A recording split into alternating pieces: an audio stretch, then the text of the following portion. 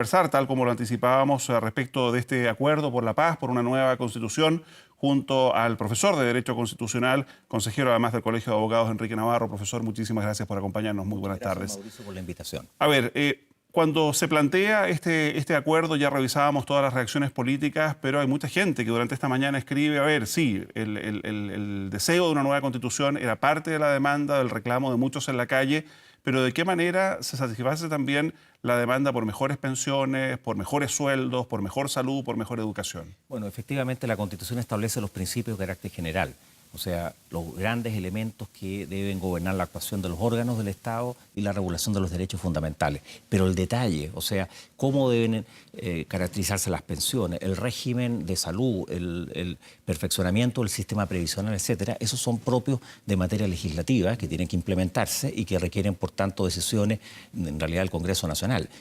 La Constitución no le corresponde, por ejemplo, pronunciarse sobre cuál es el sistema previsional. Por ejemplo, las AFP no están mencionadas en la Constitución. Las pensiones tampoco, las ISAPRES tampoco. Solamente dice que la salud, ¿no es cierto?, se puede otorgar por instituciones públicas o privadas. Entonces, la Constitución normalmente establece esas ideas de carácter muy general, pero el resto tiene que ser desarrollado por la ley. ¿Y de qué manera se resguardan esos derechos? Porque, por ejemplo, la actual Constitución dice que los chilenos y chilenas tienen derecho a vivir en un ambiente libre de contaminación. Y eso, evidentemente, y lo sabemos, no se resguarda en muchísimos lugares del país, bueno, para aun cuando está en la Constitución. Exacto. Para esos efectos, la Constitución establece ya desde 1976, hace más de 40 años, una acción que se llama recurso de protección. Cualquier persona afectada por ese derecho, digamos, por temas imputables a la autoridad o a un particular que importen privación o perturbación del derecho de vivir en un medio ambiente libre de contaminación, puede recurrir dentro de 30 días a la Corte Suprema y solicitar dejar sin efecto actos de autoridad o particulares. Eso en el último tiempo ha significado, pensemos el caso de Quintero, claro, una decisión bien relevante de la Corte Suprema ordenando una serie de actuaciones a los órganos de la administración y municipal. Ahora, profesor, ¿qué dice la experiencia internacional? Porque hemos conocido de reformas a constituciones, pero ¿qué pasa, como se está planteando aquí, la alternativa de una constitución redactada desde cero? Bueno, en la historia constitucional chilena es algo bien inédito. ¿En qué sentido? La Constitución de 1833 surgió después de una guerra civil, la Constitución de 1925 después del ruido sable, digamos, y la Constitución del 80 después del golpe militar. No, en nuestra tradición, en los últimos casi 200 años, no han surgido constituciones en tiempos, digamos, democráticos, de normalidad. Hay referencias en el derecho comparado, algunas experiencias no muy satisfactorias, en mi opinión, que es el caso de Venezuela, el caso de Ecuador o el caso de Bolivia. Hay otros casos, sin embargo, que han sido bastante destacables. El caso de Colombia, por ejemplo, en 1991. Y en el derecho comparado, por ejemplo, europeo, es cierto, después de la Segunda Guerra Mundial se dictaron varias constituciones, la alemana del 49, la de Tener el 47, pero incluso con la presencia de las tropas, digamos, ocupando la nación. Yo creo que una nueva constitución tiene que significar un proceso largo de meditación en la que se llegue a un acuerdo y que signifique que los temas más esenciales tienen que estar en la constitución. Pero creo que el desarrollo mismo de las materias tiene que ser propio de la ley y de la potestad reglamentaria. No creo que sea bueno en la constitución establecer un cierto modelo. En mi opinión, incluso se habla mucho hoy día del tema de la subsidiariedad y el rol del Estado. La constitución tiene que ser muy amplia de manera que permita distintas políticas, por supuesto, sin que eso signifique afectar derechos fundamentales, ni tampoco un ejercicio abusivo del Estado. Ahora, profesor, bueno, los detalles los sabremos primero en la medida que en este plebiscito la gente vote por un cambio en la Constitución. Si vota que no, queda todo tal como está. Exacto. Pero también, a partir de esa votación en el plebiscito de abril del próximo año, si la gente prefiere esta convención mixta constitucional, mitad parlamentarios, mitad ciudadanos, o la convención constitucional, como le llaman ahora a la antigua Asamblea Constituyente. Depende el mecanismo, digamos, con el cual se redacta una constitución, el contenido de la misma.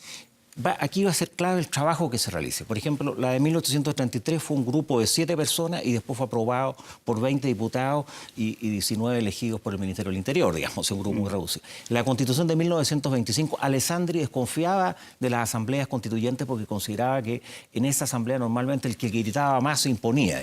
Y Alessandri conocía muy bien de esas materias.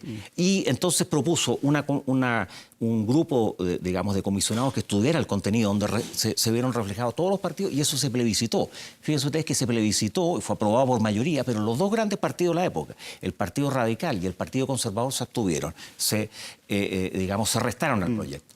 En el caso actual, claro, la Constitución del 80 fue aprobada en tiempos de dictadura donde no había registros electorales y eso significó un cuestionamiento. Por eso que después hubo acuerdos del 89 y después 43 reformas. La clave, yo creo, acá va a ser, primero, que las personas sientan que han sido suficientemente escuchadas. Entonces, el proceso de participación en la respectiva convención que redacte va a ser importante. Para eso... Es que ese, si me disculpa, es un punto muy relevante, porque ya varios esta mañana, sobre todo a través de redes sociales, dicen, a ver, este movimiento surgió en la calle, alejada de los partidos políticos, y ahora los partidos políticos toman de alguna forma el mango del sartén. Exacto. Porque en lo que establece este propio acuerdo, los integrantes de estas convenciones, independiente de cuál sea el modelo, van a ser elegidos bajo sufragio universal en octubre, ¿no? Con las municipales, con el mismo sistema electoral que rige las elecciones de diputados y en la proporción correspondiente. Exacto. ¿Qué pasa con la posibilidad de que un dirigente vecinal o un ciudadano independiente quiera y pueda integrar estas convenciones? Eso va a tener que estar regulado y eso la ley lo va a tener que precisar. ¿En qué términos? ¿Cuáles son las exigencias que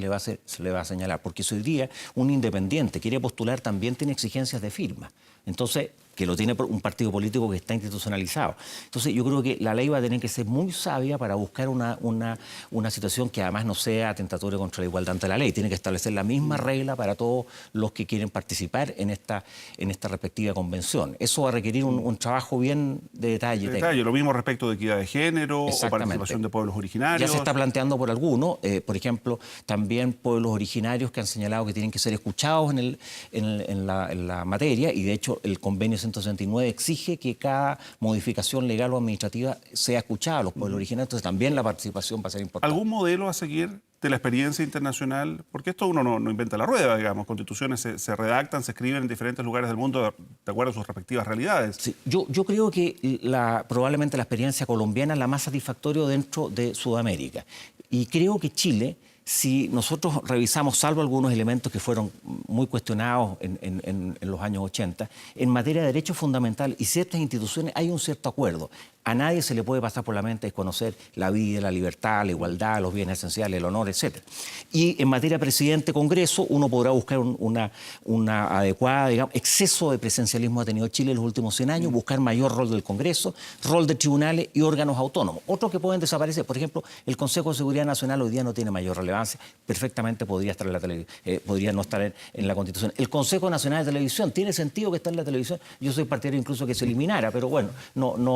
El Consejo, yo creo que eso lo deberían conocer los tribunales. No tiene mayor sentido. Esto viene en una reforma del año 70, que hay un órgano administrativo que aplique sanciones. Y además creo en la libertad de información. Bueno, pero lo relevante es que haya una constitución que sea lo esencial. Por ejemplo, en el sistema norteamericano, la constitución alemana es una constitución breve.